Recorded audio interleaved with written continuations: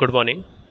हम पढ़ रहे हैं यूनिट सेकंड और यूनिट सेकंड के अंतर्गत कृषि और कृषि के विभिन्न प्रकार पढ़ रहे हैं। वैसे अगर आपके सिलेबस को देखा जाए तो वहाँ पर आपके निर्वहन यानी सब्सिस्टेंस एग्रीकल्चर, फिर उसके बाद इंटेंसिव एग्रीकल्चर, फिर उसके बाद आपके व्यावसायिक अन्न उत्पादन कृषि, बागानी कृषि, मिश्रित कृषि और दुग्ध व्यवसाय कृषि शामिल है।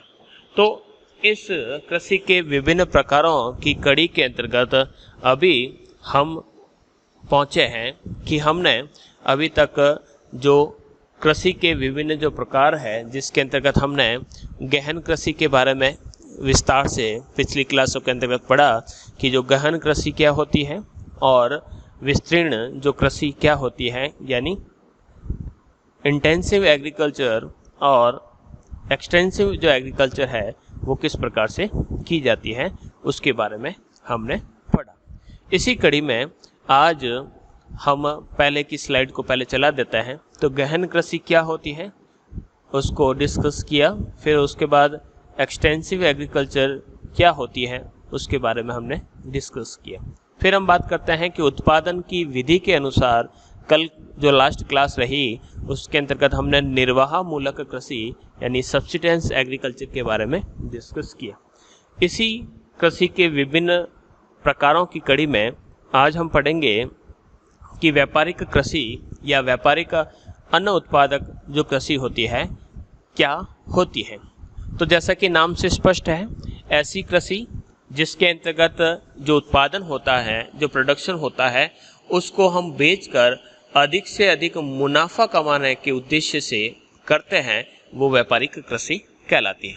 यानी make a profit by selling the production, यानी जो प्रोडक्शन आपने किया है उसको सेल आउट करके आप जब मुनाफा कमाने का उद्देश्य रखते हैं तो वो आपके व्यापारिक कृषि कहलाती है।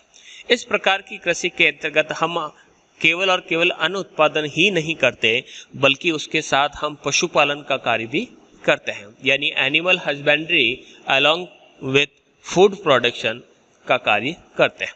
वैसे जब हम अन्न उत्पादन और पशुपालन के कार्य जब हम दोनों साथ साथ करते हैं तो इसे हम एक अन्य नाम से मिश्रित कृषि के नाम से भी इसे जानते हैं, यानी मिक्स्ड क्रॉप या मिक्स्ड क्रॉप की बात कर रहे हैं। यहाँ पर दो वर्ड जैसे आ चुके हैं, मैं यहाँ पर समझाता हूँ। एक तो आता है मिक्स्ड क्रॉप और एक वर्ड आता है मिक्स्ड एग्रीकल्चर। दोनों में क्या फ़र्क है देखिएगा। मिक्स्ड क्रॉप की बात करते हैं तो यहाँ पर हम मल्टीपल क्रॉप्स को उगाते हैं, जैसे कि गेहूं है, गेहूं के साथ हम चना यानी रबी की जितनी भी रबी वर्गीय फसलें हैं चाहे खरीफ वर्गीय फसलें हैं, उनको जब हम बहुत ज़्यादा फसलों को एक साथ उगाते हैं तो वो मिक्स्ड क्रॉप का सिस्टम कहलाएगा। लेकिन जब हम मिक्स्ड एग्रीकल्चर की बात करते हैं तो यहाँ पर आपके दो वर्ग सामने किए जाएंगे, यानी आप एग्रीकल्चर में फूड प्रोडक्शन भी कर रहे हैं या फिर वो ऑयल सीड प्रोडक्शन हो सकता है, और उसके साथ जब आप एनिमल हस्बेंड्री का भी वर्क करते हैं यानी पशुओं को भी पालते हैं, तो इस प्रकार की स्थिति में वह आपके मिक्स्ड एग्रीकल्चर के अंतर्गत गिना जाएगा। अब इस व्यापारिक कृषि की क्या विशेषता है, तो इसके अंतर्गत हम फसल उत्पादन का निजी उपभोग न करके हम धन की प्राप्ति हेतु फसल विशिष्टीकरण को लेकर उगाते हैं।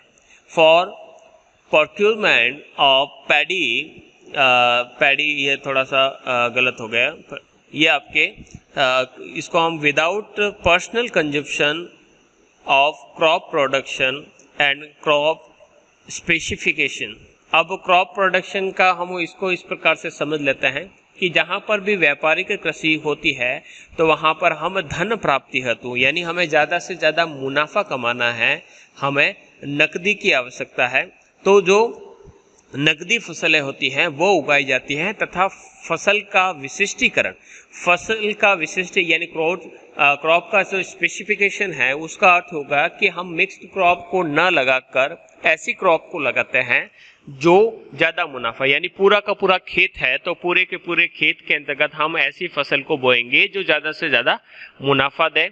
वो कपास भी हो सकती है और उसके साथ साथ हम कह सकते हैं कि वह किसी दूसरे प्रकार के तिलहन यानी ऑयल सीड्स भी हो सकते हैं। तो इस प्रकार से जब हम एक ही फसल विशेष को उगाकर ज़्यादा से ज़्यादा मुनाफा कमाते हैं और उस फसल का अधिकांश भाग हम बेच देते हैं, उसका हम निजी उपभोग नहीं करते हैं, तो इस प्रकार की जो कृषि होती है वो व्यापारिक कृषि कहलाती है। जैसे कि अगर हम बात करें कि हमारे खेत में अगर हम कपास उगाते हैं तो कपास की फसल का हम एक बहुत बड़ा हिस्सा या कहें कि 99% जो भाग है हम व्यापारी को बेच देते हैं।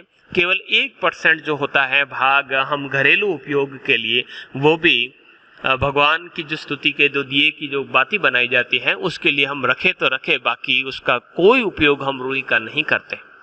अधिकांश भाग हम बेचते हैं और उसका मुनाफा प्राप्त करते हैं। इसी प्रकार से चाहे हमने सरसों बोया है तो सरसों में से आपकी घरेलू आवश्यकताओं के लिए आप 1 क्विंटल 2 क्विंटल सरसों भले ही रख दें तेल निकलवाने के लिए, बाकी अधिकांश भाग आप बेचते हैं। तो इस प्रकार जो व्यापार के उद्देश्य से जो कृषि की जाती है वो व्यापारिक कृषि कहलाती है।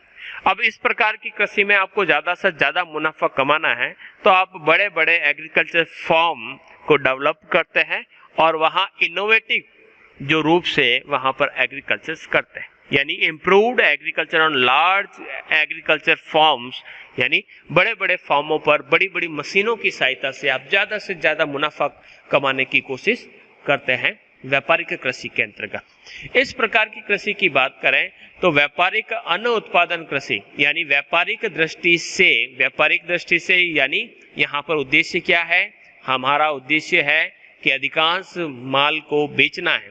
अन्न यानी वहाँ पर हम फूड ग्रेन्स को उत्पादित करेंगे, उसका प्रोडक्शन करेंगे, और इस प्रकार की जो अन्न उत्पादक जो कृषि है वो की जाती है शीतोष्ण कटिबंधीय क्षेत्रों में, यानी टेम्परेट जो रीजन्स होते हैं। टेम्परेट रीजन में करने के पीछे जो उद्देश्य रहता है, सबसे पहले तो वहाँ पर डिमांड है, क्योंकि हाईली जो पॉपुलेट जो एरिया है वह वहीं पर पाए जाते हैं। वहाँ पर बड़े बड़े समतल मैदान पाए जाते हैं जहाँ पर इस प्रकार की कृषि बढ़िया तरीके से की जा सकती है और जनसंख्या अधिक होने के कारण वहाँ पर डिमांड भी रहती है। तो इस प्रकार की जो कृषि है बड़े बड़े शीतोष्ण कटिबंधीय क्षेत्रों में की जाती है। जैसे कि इस प्रकार की जो कृषि है वो एशिया के स्टेपीज, नॉर्थ अमेरिका के प्रेरीज, साउथ अमेरिका के पंपाज एक्चुअली में आपके अर्जेंटीना के अंतर्गत पाए जाते हैं। पंपा नाम की घास के आधार पर उसको पंपाज कहा जाता है। ऑस्ट्रेलिया के डाउन्स जो क्षेत्र है वहाँ पर इस प्रकार की कृषि की जाती है। उद्देश्य क्या है? मुनाफा कमाना है, घरेलू आवश्यकता की पूर्ति नहीं करना है, अन्न उत्पादन के साथ पशुपालन का भी कार्य करते हैं और ज़्यादा तरह तरह की फसलें न उगाकर एक ही प्रकार की फसल उगाने का कार्य करते हैं। लेकिन जब हम व्यापारिक अन्न उत्पादन कृषि की बात करते हैं तो वहाँ पर मुख्य रूप से गेहूं का उत्पादन किया जाता है। शीतोष्ण कटिबंधीय जो क्षेत्र है वहाँ पर बड़े बड़े फार्मों में घास के जो क्षेत्र है वहाँ पर गेहूं उत्पादन का कार्य किया जाता है। और व्यापारिक रूप से जो जानवर दूध प्रदान करते हैं और उनका पालन किया जाता है और उनमें भी मुख्य रूप से गाय का वहाँ पर पालन पोषण किया जाता है। इसके अलावा अगर बात करें तो यूरोप में जहाँ पर गाय को पाला जाता है वहीं पर संयुक्त राज्य अमेरिका की जो कॉर्न बेल्ट है वहाँ पर सूअर पालन का कार्य किया जाता है। सूअर पालन का कार्य किया जाता है, उसका मुख्य जो उद्देश्य होता है सूअर पालने के पीछे वो मांस होता है। और यूरोप में जो गाय पालने का जो मुख्य उद्देश्य सेकेंडरी आप मांस रख सकते हैं, फर्स्ट जो है वो आपके जो मिल्क और मिल्क से रिलेटेड जितनी जो प्रोडक्ट्स है उसको प्राप्त करना रहता है। तो मक्का पेटी जो डेवलप हुई है वो इसी कारण हुई है, मक्का खिला खिला के सूरों को मोटा किया जाता है ताकि अधिक से अधिक वहाँ पर मांस प्राप्त हुए। यही कारण है कि इसके आसपास के क्षेत्रों में अगर देखें कि शिकागो में बहुत बड़ी मांस की मंडी विकसित हो पाई। अब ये मांस की जो सप्लाई है तो कहाँ पर होती है, तो यहाँ पर एक बहुत बड़ा एक डेवलप एरिया पाया जाता है जिसे ग्रेट लेक्स कहा जाता है। ग्रेट लेक्स के अंतर्गत आपके सुपीरियर, मिशिगन, ह्यूरन, इरी और ऑन्टेरियो ये कुछ झीलों के जो समूह है जिसे फिंगर लेक्स की कहा जाता है, अंगुलियाकार झीलें कहा जाता है, उनके आसपास में काफ़ी डेवलप्ड एरिया है। और उस डेवलप्ड एरिया में यानी बड़ा एक अर्बन एरिया है जहाँ पर बहुत ज़्यादा डिमांड रहती है इन प्रोडक्ट्स की, तो उनको सप्लाई करने के लिए यहाँ पर इस प्रकार का पालन किया जाता है। नेक्स्ट है, इसके अलावा जो अर्ध सेमी ड्राइड जो रीजन है वहाँ पर भेड़ को पाला जाता है। भेड़ पालने के पीछे उद्देश्य रहता है वहाँ पर मांस, और दूसरा जो उद्देश्य रहता है ऊन, और इन दोनों उद्देश्य की पूर्ति के लिए वहाँ पर भेड़ पालन का कार्य किया जाता है। जो सेमी ड्राइड रीजन है वहाँ पर इस प्रकार की कृषि की जाती है। अगर हम बात करते हैं नेक्स्ट जो कृषि का जो प्रकार है वह है झूम कृषि, यानी व्यापारिक कृषि के बाद जो एक शिफ्टिंग एग्रीकल्चर। झूम कहना यहाँ पर इतना उचित नहीं है, झूम को हम शिफ्टिंग एग्रीकल्चर कहेंगे, क्योंकि जो झूम वर्ड है तो आप देखेंगे कि झूम जो वर्ड है इस वर्ड का जो यूज किया जाता है वह उत्तरी पूर्वी भारत में जो जनजातीय क्षेत्र है वहाँ पर इस वर्ड का प्रयोग किया जाता है। तो यह एक प्रकार की आदिम कृषि है, यानी प्राचीन तरीके से की जाने वाली कृषि है जो प्राचीन समय से जो आदिवासी लोग हैं वो करते थे। और उष्णकटिबंधीय वन क्षेत्रों में कृषि भूमि की बहुत ज़्यादा कमी मिलती है, तो वहाँ पर जंगलों को काट कर कृषि योग्य भूमि बनाई जाती है। जंगल को काटा जाता है, काटने के बाद उसे छोड़ दिया जाता है और उसकी जो राख होती है वो वहाँ पर खाद का कार्य करती है। 2 साल तक उस भूमि का वो शोषण करते हैं या उपभोग करते हैं।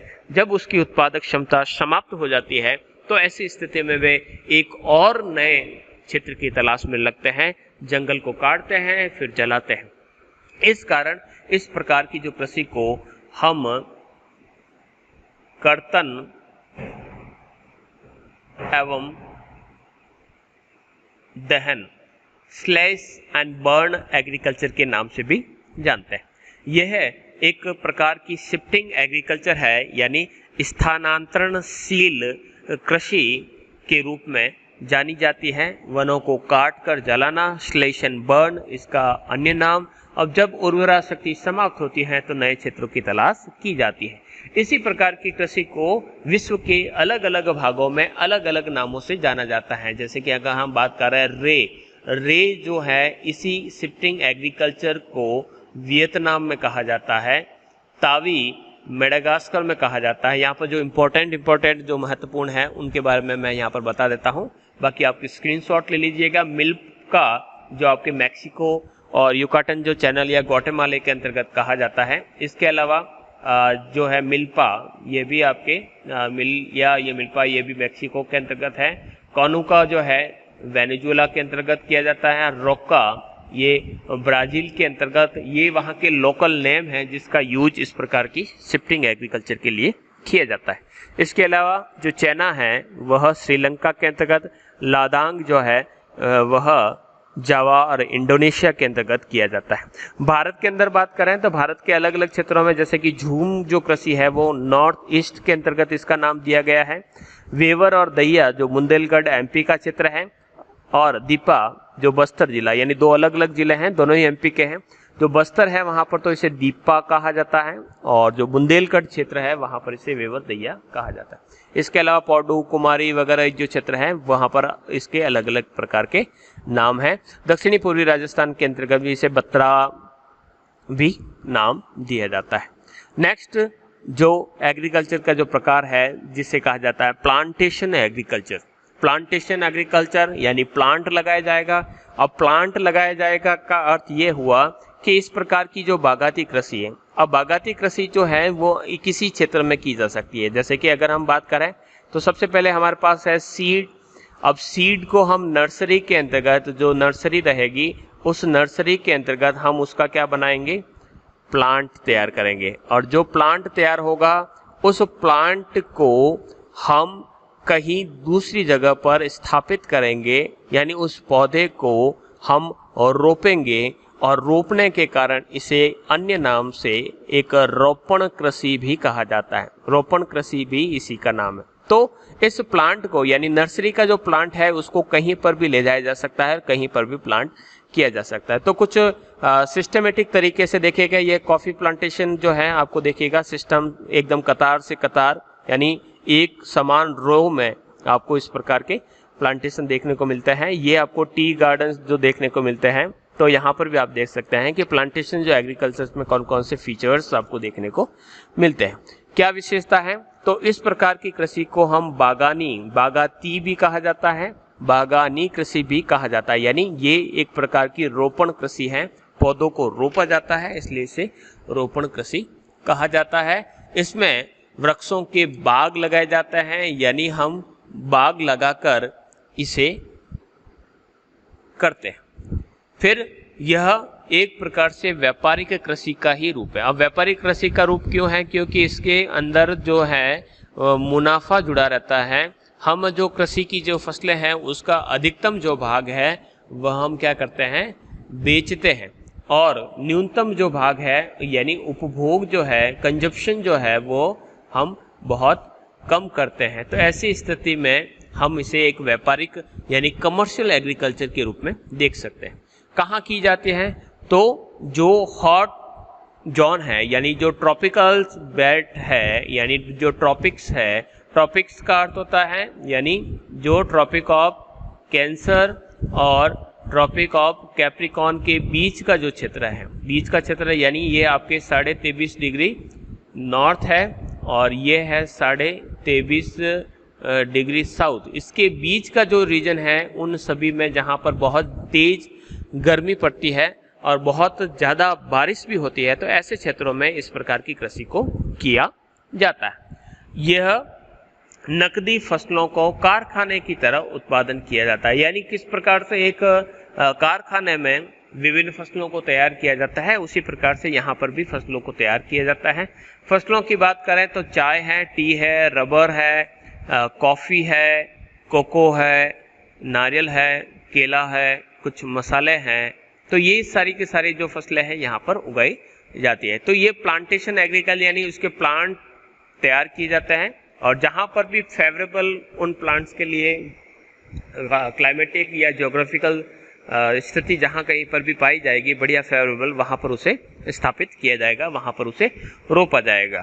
तो इस प्रकार की जो कृषि है वो दक्षिणी पूर्वी एशिया, मलेशिया, थाईलैंड का जो क्षेत्र है, मध्य अमेरिका जो लैटिन अमेरिका है, जिसके अंतर्गत आपके क्षेत्रों की बात करें तो यहाँ पर आप पाएंगे कि जो जमैका है, क्यूबा है, हवाना है, मियामी है, इसके अलावा वेनेजुला है, गुयाना है, सूरीनाम है। तो ये जो कह सकते हैं कंबोडिया है, ये कोलंबिया है, तो इन क्षेत्रों में आपके ग्वाटेमाला है। तो ये जो क्षेत्र है वहाँ पर आपके इस प्रकार की कृषि मुख्य रूप से की जाती है।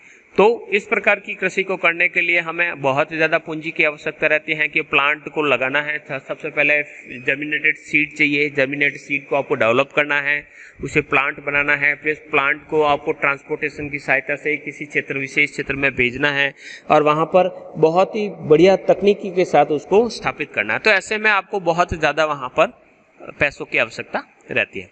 इसके लिए आपको डेवलप्ड जो प्लांट चाहिए, जर्मिनेटेड सीड की आवश्यकता रहती है, कीटनाशकों की यानी विभिन्न प्रकार की जो पेस्टिसाइड्स है उनकी आवश्यकता रहती है। तो इस प्रकार से काफ़ी ज़्यादा कॉस्टली इस प्रकार का प्रोडक्शन रहता है।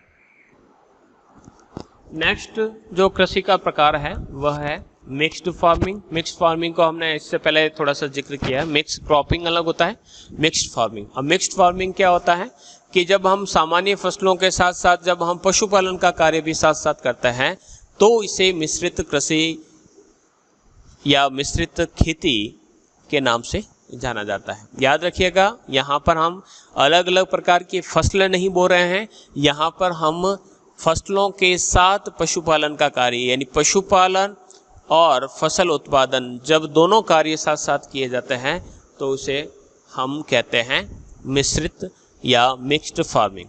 जब एक बार में यानी वन टाइप में हम मल्टीपल क्रॉप्स एक ही जगह पर लगाते हैं तो उसे हम मिश्रित फसल कहते हैं। ये यहाँ पर मिक्स्ड क्रॉपिंग कहलाता है। यानी एक ही जगह पर अगर बहुत ज़्यादा फसल लगाते हैं तो वो मिक्स फार्मिंग न कहलाकर मिक्स क्रॉपिंग कहलाएगा। और जब आप फसल के साथ साथ लाइव स्टॉक या एनिमल हस्बेंड्री का वर्क कर रहे हो तो वह आपके मिश्रित खेती कहलाएगा। अब मिश्रित खेती में क्या किया जाता है, तो यहाँ पर फसल का उत्पादन भी हो जाता है और साथ साथ में पशुपालन का कार्य जो है वह भी साथ साथ हो जाता है। तो उससे आय का जो स्रोत है वो बढ़ जाता है। इस कारण इस प्रकार की जो खेती होती है उसे हम मिश्रित खेती के नाम से जानते हैं। तो मिश्रित खेती के अंतर्गत हम फसल का उत्पादन करते हैं और उसके साथ साथ केवल जो दूध देने वाले जो पशु होते हैं जैसे गाय भैंस का पालन भी करते हैं। यानी इसके अंतर्गत ये नहीं कहा है कि दूसरी जो भेड़ बकरियां भी पाली जाती है, मुख्य रूप से गाय और भैंस पाले जाते हैं। उसके पीछे रीजन भी है कि इनकी जो गोबर होते हैं, इनका जो मलमूत्र होता है उसका जो उपयोग है वह एक पेस्टिसाइड्स के रूप में, एक फर्टिलाइजर्स के रूप में जो खेतों के अंतर्गत यूज किया जाता है। दूसरे इनकी जो मेल जो नस्लें होती हैं उनका प्रयोग हम भार ढोने के लिए या विभिन्न प्रकार से जो हल वगैरह चलाने के लिए इनका प्रयोग कर सकते हैं। तो इस प्रकार से मिक्स्ड जो एग्रीकल्चर है वह उत्पादित हुआ। फसल उत्पादन के साथ गाय भैंस के अलावा भेड़ बकरी मुर्गी पालन भी किया जाता है। तब ऐसे जो क्षेत्र होते हैं तो को विविधीकरण खेती की स्थिति के अंतर्गत, यानी उसको मल्टीपल एग्रीकल्चर के अंतर्गत हम रख सकते हैं। यानी बहुत ज़्यादा अलग अलग प्रकार के जब कर सकते हैं तो उसको मल्टीपल एग्रीकल्चर के नाम से रखा जाता है। इसी प्रकार से बैलों का पालन जो है वो डेयरी व्यवसाय के अंतर्गत नहीं रखा जाता है। तो भारत में पहले से भी मिश्रित खेती होती आ रही है। और क्यों की जाती है तो बात करते हैं, तो लाभ के उद्देश्य से इसे किया जाता है, तो कहीं पर इसे मजबूरी के उद्देश्य से किया जाता है। जैसे कि अगर किसी क्षेत्र में अगर पशुओं को महामारी होने की संभावना रहती है तो वह केवल फसल उत्पादन ही कर सकता है। और अगर फसलों के अंतर्गत बीमारी हो गई तो कृषक अपनी आजीविका में पशुपालन की तरफ देखता है। तो दोनों ही तरफ से, यानी अगर मानसून की बेरुखी है, बारिश नहीं हुई है, तो ऐसे में आपकी फसल नहीं हो पाएगी। तो ऐसी स्थिति में आपका घर चलाने के लिए या किसान की जो आय है उसको सुचारू रूप से रखने के लिए उसे पशुपालन का सहारा लेना पड़ता है। तो इस प्रकार से ये कृषि की जाती है।